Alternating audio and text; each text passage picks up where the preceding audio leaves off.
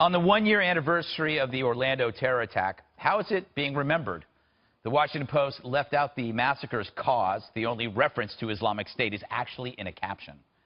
Yet it had no problem calling the attack another example of gun violence, which I guess makes Hurricane Katrina water violence. A better way to honor victims is to remind us why they were killed, not how they were killed. After 9/11, you don't honor the dead by saying they were murdered by a plane and a box cutter. They were killed because of radical Islam. And the gays and lesbians murdered at the Pulse, same thing. So a year later, the press obscures facts in the name of political correctness. So a terrorist can gun down gays, but hey, let's target the outrage that follows instead. A piece in the New York Times, it was called A Night of Terror, A Year of Racism, focused on critics of radical Islam. It's not racist if it's a set of ideas. Just remember that. And he said the response to the attack was a missed opportunity for gun reform. Once again, terrorism always exposes enablers in their flaccid response to evil. This weekend, there were protests against Sharia law, mocked by the media who smeared them at times as far right. How crazy is it that if you come out against intolerant, sexist, homophobic, deadly tyranny, it's you who is the problem? By the way, yesterday was another anniversary. The first hanging of a witch took place in Salem, Massachusetts in 1692. If our modern media were around then, they would side with the hangmen. So, KG... I have a solution. Yes, tell me. Thank you so much for calling on me. Yes. I know I inserted myself into the discussion rather forcefully. Yes. Fine. Call it a travel ban on countries that murder gays and lesbians. How about that? Yeah. How about people that practice Sharia law? Sail right through. Sail right through. Ninth Circuit, I call you out. Try and do that. Countries that don't honor, marriage equality, that murder gays and lesbians, that believe women don't have any rights, that stone women to death, that if a family member rapes them and they're 13 years old, they get killed, that believe in genital mutilation. How about that? Would that be okay? You know what, though? I don't think it would be. I think they would still defend it. There are people that came out against the anti-Sharia marches, and they consider themselves feminists, defending something that would kill them. Yeah, when they have the climate rallies, they don't call those far left. Those are mainstream, and it's a bunch of moms with their kids. There's a lot of things you want to remember about what happened in Orlando. One, this guy was fired from his job for saying horrible things about Jews and Fort Hood and women. And the FBI interviewed this guy 3 times, and they still didn't get it right. The guy targeted a gay club partially because it was gay, and after the attack, it was ISIS-inspired. The president tried to spin it as something about gun violence, but it was not. It was a 9mm pistol and a sport rifle. So when the Washington Post comes out here and whitewashes it, that just makes this war on terror more dangerous because it hides the truth. And no one that reads the Washington Post buys into this. When they play word games, we see through it. We're not that stupid. We're not duped by these games you're playing. So I think the Washington Post thinks they're smarter than their readers, and they actually aren't. We know how dangerous it is. You know, Dana, they focus on tools, but we know it's been cars, trucks, bombs, knives, planes, and vans.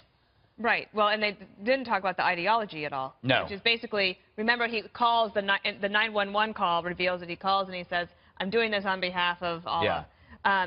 Also, the articles did not mention the wife's involvement. And how they had to track her down, remember? And they said, oh, she said, I had nothing to do with it. And then, oh, wait, maybe she did. And then there was a lot more to this than gun violence. Gun violence is terrible, too. But hiding this it was a surprise to me. I actually read the article twice before I responded because I thought surely I must have missed something. Right. And I was really surprised I didn't. You know, Juan, if we can't kill these ghouls, if we keep blaming their acts on other things, it will weaken our resolve.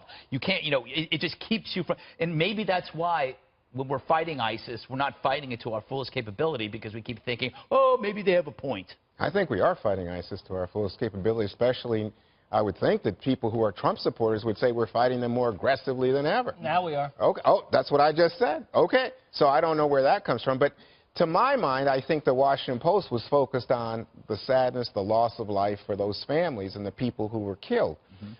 It was not about that. Now, I think they were wrong not to mention it for sure. I don't see how you can do that because, as Dana just said, it's mentioned in the phone call when he claims, you know, I'm doing this. Now, he was never connected to any larger network or anything like that, but mention would have been, I think, sufficient.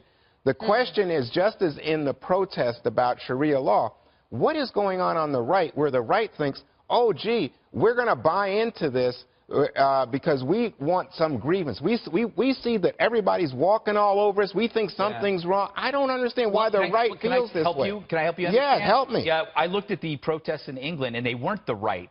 There were Sikhs, there were gays, there were minorities that were there, and the media, BBC, I think it was BBC, I can't remember, BBC 3, I'm not sure, called them far right. They weren't. They were just people that were finally tired of it. They were pissed off. They were like, people in Manchester are dying. People in London Bridge are dying. We don't want to die. I think they're part of the we don't want to die party. No, I think when you get someone like President Trump, who in the aftermath of what took place there, immediately said, I was right. You think, what is going on? What, you were right about Islamic terror. What are you right about? And then this morning when he comes back at it again, you understand, this is being politicized, and the right somehow delights in it. You know what the thing is? That is no one delights very in it. The politicization of a terror attack that kills people. In the loss of they called Benghazi about a video. They called Fort Hood workplace violence. There's always a spin when there's the president who's a Democrat in charge, and it happens on his watch. You guys are so insecure that you're always on your back heels reacting to someone else. Just react to the facts. You're Just the one stick that's with the saying facts. that the right delights in the loss of life. I don't think so. I think the fact. Listen, the fact is, this guy was a nutcase. This guy was a deeply disturbed, troubled person, and then he takes the moment and attributes it to radical Islam. This is a perfect example. You have absolutely no solutions, Juan. When anybody says, "Hey, this is a product of a new kind of strategy by ISIS to incite people to do this," you go, "Oh, he's nothing, no worries," and you're politicizing it. Lone wolf. No. I think President Trump specifically politicized it when he wrote, appreciates the congrats for being right on radical terrorism. What is going on? You were upset about Trump. Well, that's what I'm just telling you. Radical Islam. I'm not upset about anybody who intentionally politicizes a tragedy. Here's the problem. Juan wants to focus and somehow try to find an opportunity out of weakness to try to blame a president who's frustrated by the loss of life. He hasn't done anything wrong here. The problem is the Washington Post, is wrong, the Washington Post being a coward glossed over this. They didn't mention the word terrorism, terror, ISIS, Islam, Muslim, al-Baghdadi. I don't think anybody is being cowardly. If you don't want to talk about radical Islam, you're a coward. If you want to blame Trump for it because of his tweets, you're a coward. No, I'm telling you that the right delights in this, in the loss of life. Politicize this and try to make it a political issue when what we all should be doing. But that's what you're doing. So people who lost loved ones in 9/11, their outrage is, of course, political. No, that's not comparable. You're saying anybody who is outraged and says something about it is political. Greg. Okay, Greg, you should think about what I'm saying. I am. That's why I'm about to throw up. President Obama blamed Benghazi on a video. Because that is just wrong, Greg. What? President Obama blamed Benghazi on a video to save his general election. If that's not politicizing tragedy, I don't know what is. You are way back. Why don't you come to the table? Let's discuss. All right, we got to go.